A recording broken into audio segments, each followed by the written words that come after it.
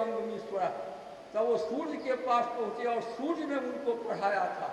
ये अद्भुत कहानी का सृष्टा पता है, बिहार का ही भूमि है और मिथिलांचल में जगवन नाम का गांव अभी भी है, जो जागवल की जन्मभूमि के रूप में स्मरण की जाती है। जागवल का अवदान यहाँ नहीं खत्म होता है। आप बृहदारण्यकोपनिषद नहीं, आप पढ़िए जागवल किसमें। आज भी पूरे भारतवर्ष में संपत्ति का बंटवारा जो होता है वो कानून के किताब में स्पष्ट लिखता है, मिताक्षरा बेस्ट।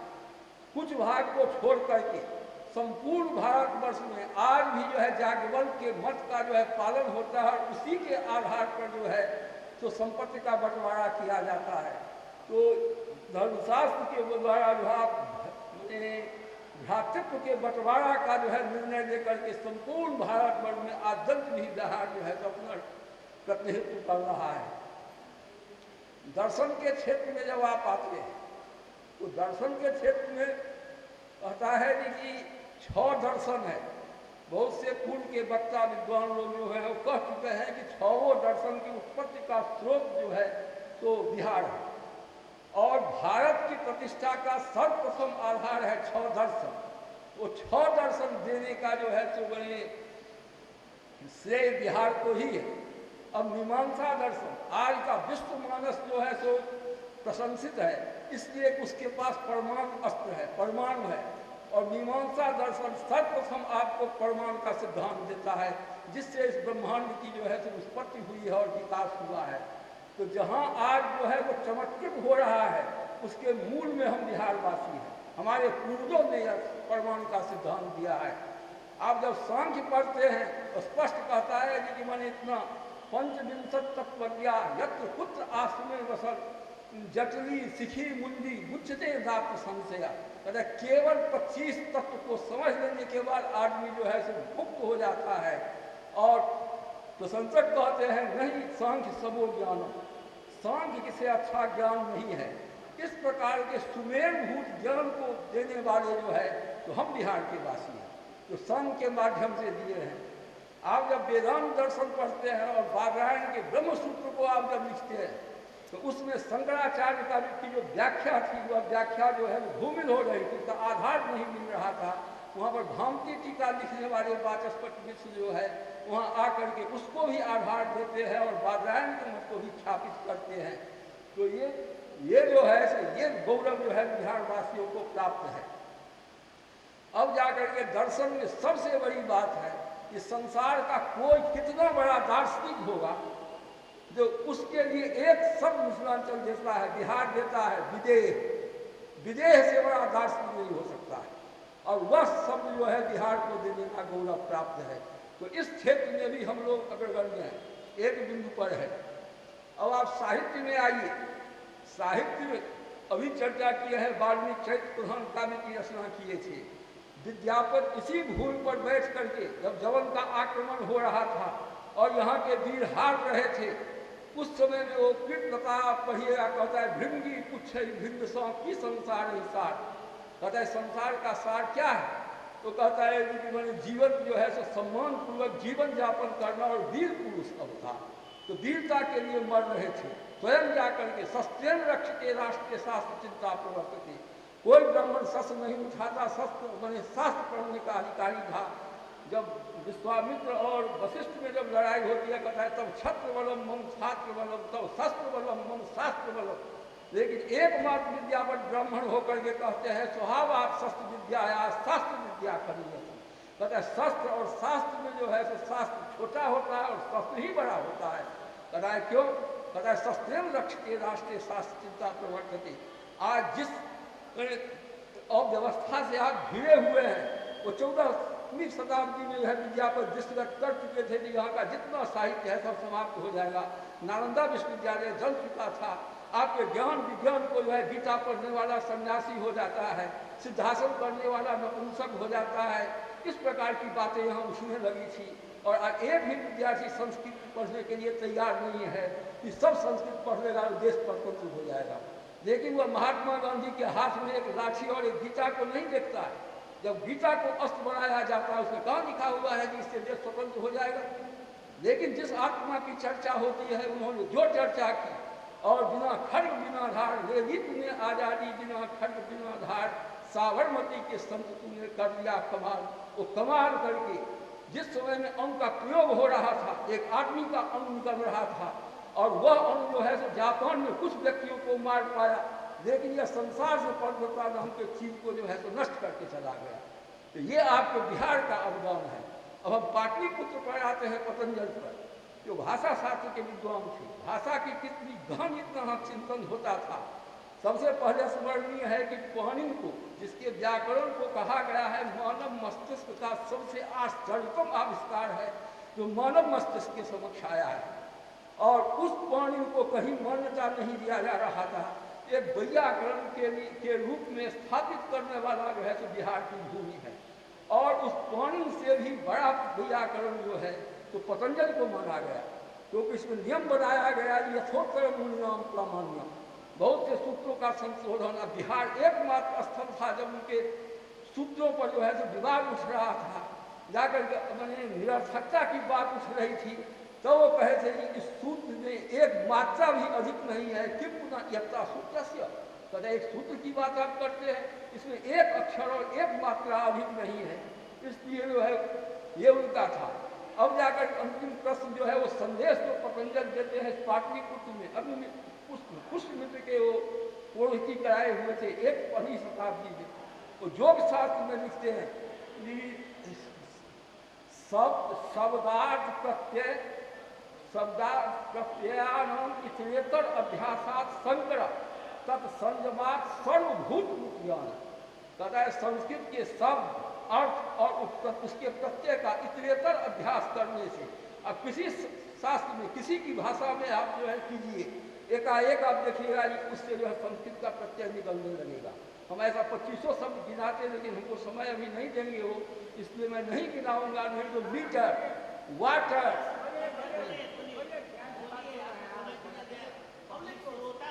हाँ, तो वो कहते हैं इतरेतर अध्यासा, एक अध्यास कहते हैं, जैसे कि आप सीधी को देखते हैं चांदी का मोल हो जाता है, उसी प्रकार से संस्कृत की दृष्टि से जब आप देखिएगा उस शब्द को, उस प्रतीक को जब चलाइएगा, तब जाकर सर्वभूत रूप ज्ञान, प्रत्येक प्राणी मात्र का। अभी जो न्यायाधीश साहब आए हुए थे पहले शब्द में, वो कहे कि संसार का सब हाथी एक समान बोलता है, सब सिंह एक समान बोलता है, मनुष्य भी एक समान बोलता है। आपके आचार्यों ने शब्द का निर्माण नहीं किया है, शब्द ब्रह्म का निर्माण किया है। ब्रह्म वर्धनशील होता है, और उसमें जो है चलने के कारण जो थकावट आ गई हो, उसके स्वरूप में परिवर्तन हो गया हो, तो भारतीय शब्द के रूप में आपको जिस संस्कृत के व्याकरण को आप जान लेते हैं तो आपको प्रारिभाषित होगा, यह तो संस्कृत का शब्द है, लेकिन पश्चिम पश्चिम वो वेद के मंत्र को उद्धृत करके कहते हैं कि जो देखते देखते भी नहीं देखता है और सुनते सुनते भी नहीं सुनता है, और वही हम लोग अंधा और बहरा होकर अंग्रेजी शब्दों को रट रहे हैं और नहीं देख रहे हैं। जब सर्वभूत रूप ज्ञान होता है, बिहार में भारत में जो है लोग सियार के बोली की आवाज़ को समझता था, पक्षी के बोली को समझता था, मन मिश्र का तोता संस्कृत बोलता था, बाण भट्ट का शोक पूता और मैना जो है शाहबाद में संस्कृत बोलता था, पूर्व और पश्चिम आपका जो है पश्चिमी बोली से जो है तो अलंकृत होता था। आज उसकी कल्चर पर आपका ध्यान नहीं है, लेकिन भारत ने आवाज़ उठाया। हम कहे थे कि जैसे वाटर, हम बीएपी में गए, हेड से बात हुई, उन्होंने कहा कि आप लोग गजब गजब बात कहते हैं, ऐसा शब्द कहिए तो भाषा विज्ञान में नहीं लिखा हुआ, हम लोग वैसा ही बात कहेंगे। कहें कि वाटर, और वाटर संस्कृत का है, हाँ वाटर संस्कृत है, क्या है, क्योंकि 1 मिनट में आप कहिएगा कैसे। हमको वाट माने रास्ता होता है, जिसका बाट घाट बटगवनी आदि भी प्रयोग होता है, तो वाटम रात दरात इतवाट है, कहते जो रास्ता देता है। हम कहते हैं अभी भी जो है तो माने स्थल से घिरा हुआ जो राष्ट्र है, समुद्र वाले रास्ते को युद्ध के समय में भी एक रास्ता उसको देना पड़ेगा। आपका असली रास्ता तो पानी है, समुद्र है, तो वाटम मार्गम रात दरात इतवाट है। आप कहते हैं मीटर, मित्र से बनता है, बहुत व्याकरण की प्रक्रिया में नहीं जाएगी, मित्र से हुआ। जैसे पुत्र को पंजाबी में पुत्र कहते हैं, मित्र को मित्र कहे। आधुनिक भारतीय भाषा में जो है शब्द टूटती, संयुक्ताक्षर टूटता है। अब तोता संयुक्त जो था वो टूट जाएगा, एक तो रह जाएगा, उसको जगह मिल गया, प्रकृति के आधार पर यहाँ के व्याकरण का निर्माण हुआ है। मौ में हर्षिकार था, वह जो है तो सब जगह मिल गया, पेड़ की तरह वो भी बढ़ जाएगा, वो मीटर हो जाएगा। अंग्रेज लोग जो है 100 को 100 पढ़ता है वो मीटर हो जाता है। सूर्य जो है तो दिन को नापते हैं, रात को नापते हैं, वर्ष को नापते हैं, उसके लिए कोई मीटर नहीं बना, कोई अभी नहीं है, मान नहीं है। तो वहाँ पर मीटर जो है तो आपका तलहब शब्द है। आप कहते हैं फर्नीचर, फर्नीचर हम कहते हैं फल और फल दोनों शब्द हमारे यहाँ है। जो खाने लायक होता है उसको फल कहते हैं, और जिसमें फल खाने वाला नहीं होता है, इमारती लकड़ी जो होता है उसको फल कहते हैं। शीशम का जो है फल होता है, फल नहीं होता है, सखुआ का फल होगा, और वो कहता है फर्नीचर। चाहे इसको आप भाषा के आधार पर देखिएगा तो वैदिक काल में लॉ के स्थान पर ल का प्रयोग होता, ल का प्रयोग होता था ल के स्थान पर। इमे सोमा अनंतता ऋग्वेद में कहा गया है। तो फर्नीचर, तो फर्नी माने हो गया वृक्ष। अक्षर जो है बनारस में जाए कहता है भूतपूर्व चरक, लिखता है वहाँ पर कुलपत चरक, भूतपूर्व कुलपत कहता है जो पहले वृक्ष था आज परिवर्तित रूप में है। इससे सब जितना है वो सब जो है तत्सम और तत्सम सब में थोड़ा जो है समझ ध्यान देकर के संस्कृत विद्या के साथ देखा जाए तो जो है सो आपका होता है। और संसार की भाषा को बस कुटुंबकम जो कहा जाता है, कुटुंब कौन होगा, ये भाषिक समानता नहीं है, उससे आप अपनी बेटी की शादी कर दीजिएगा, कभी नहीं हो सकता है। रोटी बेटी का आधार होता है कुछ, तो बस वही कुटुंबकम जब कहता है तो भाषा की भी समानता है। तो सब ब्रह्म के माध्यम से हमारे पूर्वज कह रहे हैं और ये सब के सब बिहारी थे। इसलिए जो है संस्कृत जो विषय रखा गया है, पहले शिक्षक रखे थे कि संस्कृत में सुसंस्कृत विवाह अभी बिहार, लेकिन अब लगता है संस्कृत को सुसंस्कृत करने वाला बिहार है, जो सबको आधार दिया है और मेलबंद की तरह खड़ा है। इन्हीं शब्दों के बाद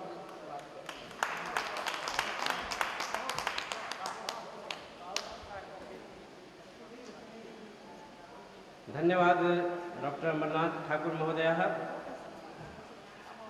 आप अब एक अपने आज के कार्यक्रम के विशिष्ट अतिथि डॉक्टर राम गुलाम मिश्र जी, संस्कृत विभागाध्यक्ष पटना विश्वविद्यालय को सम्मानित करेंगे। डॉक्टर शशिनाथ झा जी, एक बार करतल ध्वनि के साथ हम उनको सम्मानित करें।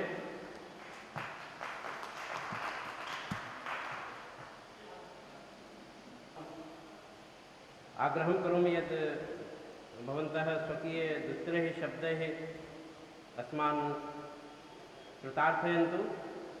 ततः परम् अस्माकम् अद्यतन कार्यक्रमस्य सत्राध्यक्षाः सन्ति आचार्य किशोर कुणाल महोदय, तेषाम् उद्बोधनं भविष्यन्ति। ततः पूर्वं डॉक्टर राम गुलाम मिश्र महोदयाः अस्माकं मध्ये विराजमानाः सन्ति। संक्षेपेण अहम् आग्रहं करोमि स्वकीय मतं ते प्रकटयन्तु।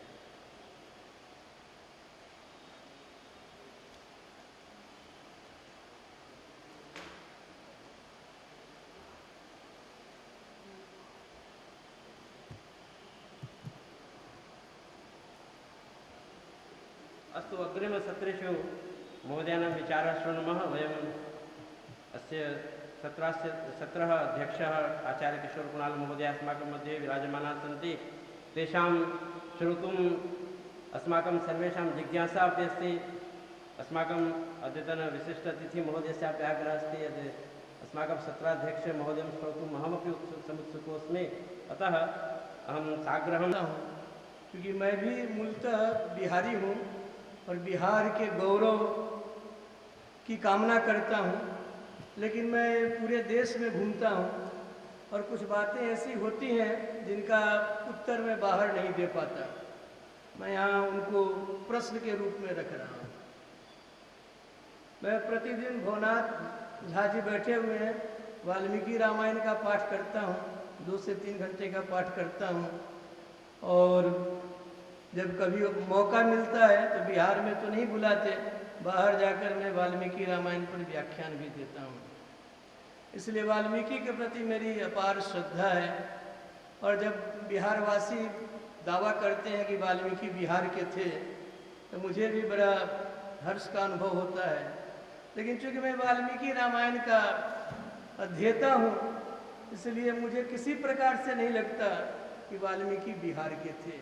कैसे बिहार के थे ये जो विद्वान हैं अपने लेख द्वारा, व्याख्यान द्वारा उसको सिद्ध करें तो मुझे बहुत प्रसन्नता होगी।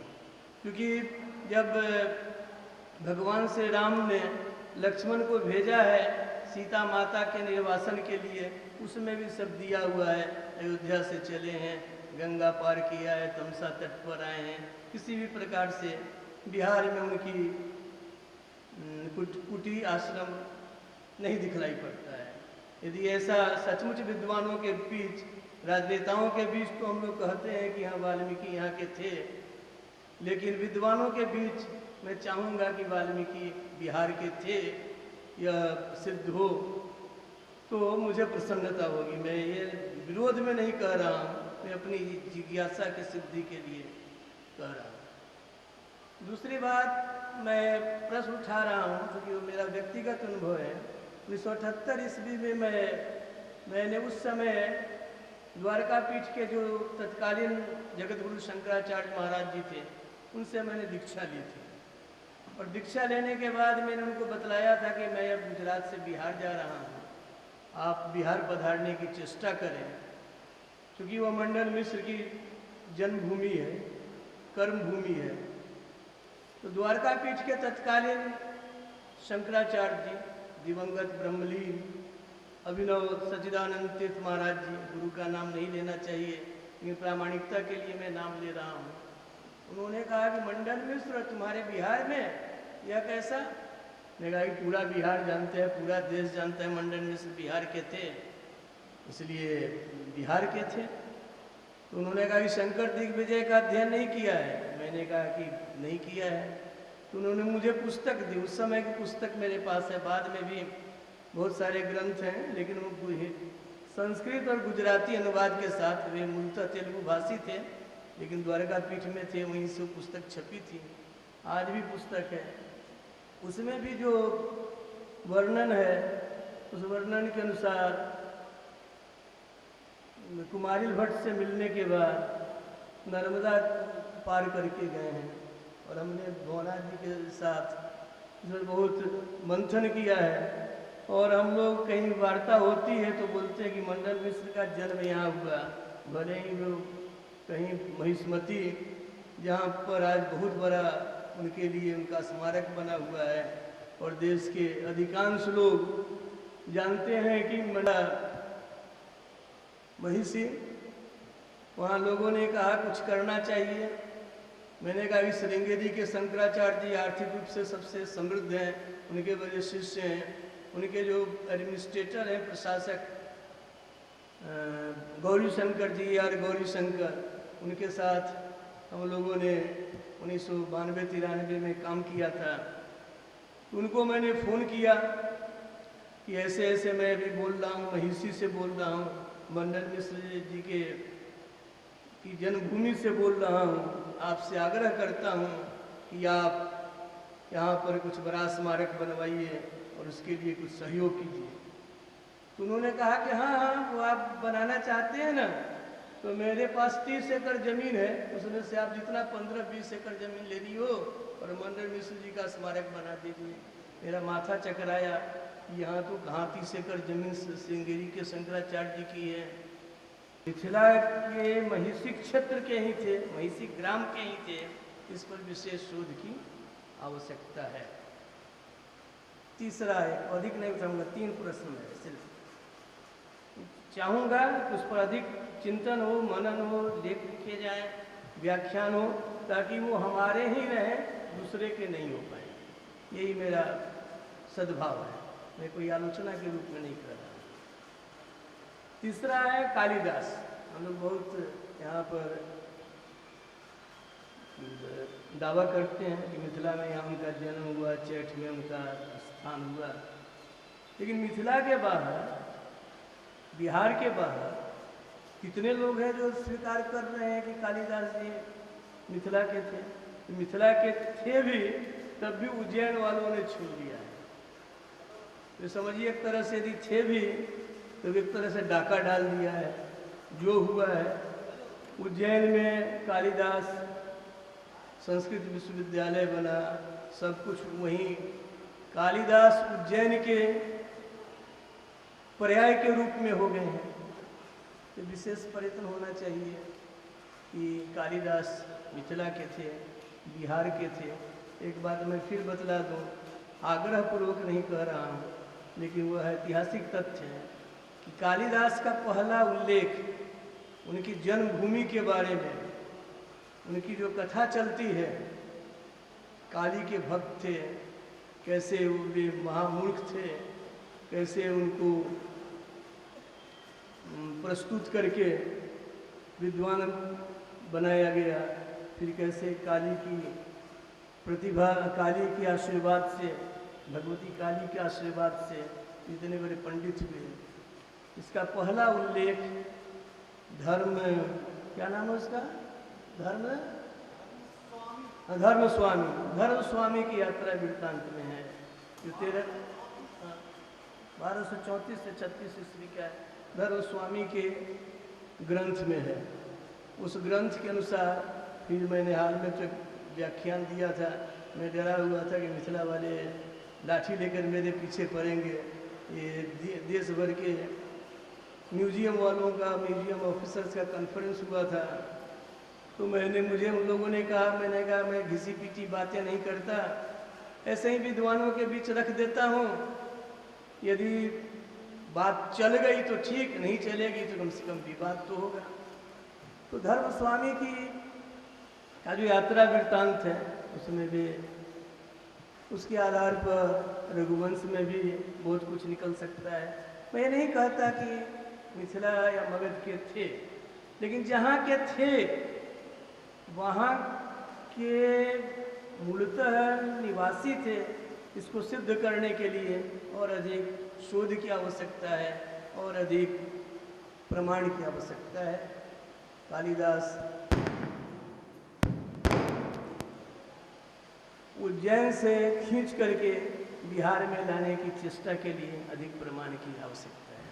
हम लोग या शायद देश के अधिकांश विद्वान भी मानते हैं कि बाणभट्ट बिहार के थे, हम लोग दावा करते हैं बाणभट्ट, लेकिन प्रीतिकूट गांव के थे। ये सोनभद्र नदी के तट पर उनका जन्म हुआ। जब चले हैं, मैंने उनको बिहारवासी दिखलाने की चेष्टा की है, लेकिन 100 में 100 अंक मैं अपने भी शोध को अब तक नहीं दे पाया हूँ। ऐसे औरंगाबाद के कुछ विद्वानों ने पुस्तक भी लिखी है, मेरे पास आए भी थे, मिले भी थे।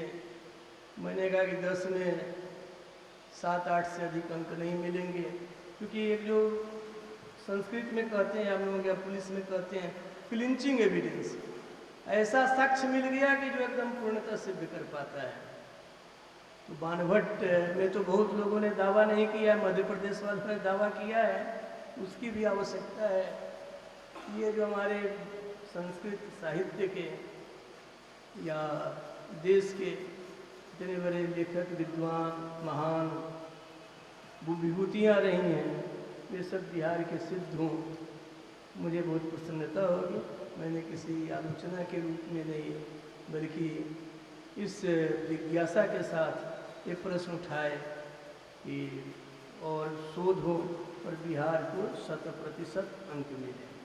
जहाँ तक संस्कृत शिक्षा के बारे में है, स्थिति यह है, ये लोग जानते हैं कि मैं संस्कृत विश्वविद्यालय का कुलपति था। मैंने अपने पुत्र का यज्ञोपवीत उपनयन वाराणसी में किया, संस्कृत विद्यालय प्रारंभ किया। उसके पहले 2 वर्षों तक अष्टाध्यायी का अभ्यास कराया, 8 अध्यायों में 6 अध्यायों का अभ्यास कराया। लेकिन जो परिस्थितियां हैं, मुझे न अच्छे विद्वान मिले, काशी में नहीं मिले, और न वैसी व्यवस्था हो पाई। मुझे संस्कृत शिक्षा से हटा करके सामान्य शिक्षा में रखना पड़ा। और जो स्थिति है वह मैं समझता हूँ कुछ दिनों के बाद जो आप लोग पुरानी पीढ़ी के शशिनाथ झा जी जैसे लोग बैठे हुए हैं, इन लोगों के बाद वो एक एक विधा जो है संस्कृत की समाप्त होती चली जाएगी। कोई जिज्ञासा लेकर जाएगा भी तो उसका समाधान करने वाला कोई विद्वान नहीं मिलेगा। PhD, DLit या और बड़ी बड़ी डिग्रियां हों, मिल जाएंगी। ये और जितने बड़े आडंबर इस अर्थ में कि बड़ी बड़ी डिग्रियाँ और बड़े बड़े पद मिल जाएंगे, लेकिन विद्वानों का अभाव होता चला जा रहा है। जब मैं कुलपति था उस समय मैंने एक प्रस्ताव दिया था कि देश में सरकार यदि संस्कृत को बचाना ही नहीं चाहती, मतलब ये भाषा तो चलती रहेगी, विद्वानों का अभाव ही नहीं, एक तरह से पूर्णतः उनकी समाप्ति के कगार पर हमें, इसलिए विद्वानों को यदि बचाना है 10 मंत्र पढ़ करके कर्मकांड करा लेना, ये तो चलता रहेगा, इसको कोई चाह कर भी नहीं रोक पाएगा।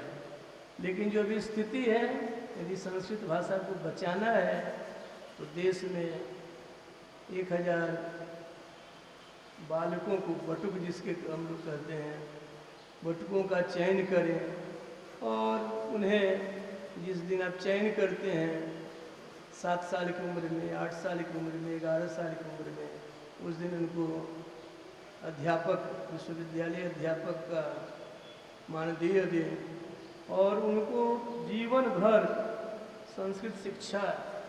आज ये स्थिति हो गई है कि 100 में 90 नौकरी मिल गई, अध्यापक की नौकरी हो या IAS IPS हो गए, पढ़ने से बहुत कम लोगों को मतलब रहता है। उनका जीवन ही भाषा के, साहित्य के लिए समर्पित किया जाए और उनके योगक्षेम का वहन सरकार करे या संस्थाएं करें, तभी संस्कृत भाषा की जो समृद्धि है वो बच सकती है। भाषा तो रहेगी, समृद्धि समाप्त हो जाएगी। इन शब्दों के साथ यदि कटु वचन कुछ लगा हो तो क्षमा करेंगे। धन्यवादाः सन्ति। भवन्तं समक्षे महोदयेन उपस्थापिताः सन्ति। वस्तुतः एतद् संस्कृतकार्यकर्तॄणां, संस्कृताभिमानिनां कृते इदानीं पन्थाह्वानमस्ति यत् कथम् एतेषां प्रश्नानां समाधानं 100% अङ्कं प्राप्तुं वयं कर्तुं शक्नुमः इति अस्माकं पार्श्वे एकं पन्थाह्वानमस्ति। अहं विश्वासं करोमि यद् आगतेषु वर्षेषु एव वयं गभीरतया अस्मिन् विषये अनुसन्धानं कुर्मः, प्रश्नानाम् उत्तरं दत्वा प्राप्नुमः इति अस्माकं विश्वासः। इदानीम् एषः सत्रः अत्रैव समाप्यते। वयम् इतः परं 6 वादनतः 8 वादनपर्यन्तं संस्कृतसङ्गीतसन्ध्या अस्ति। इदानीं शान्तिमन्त्रं कुर्मः, तदुपरान्तं सत्रस्य समाप्तिः। सर्वे भवन्तु सुखिनः, सर्वे भवन्तु सुखिनः।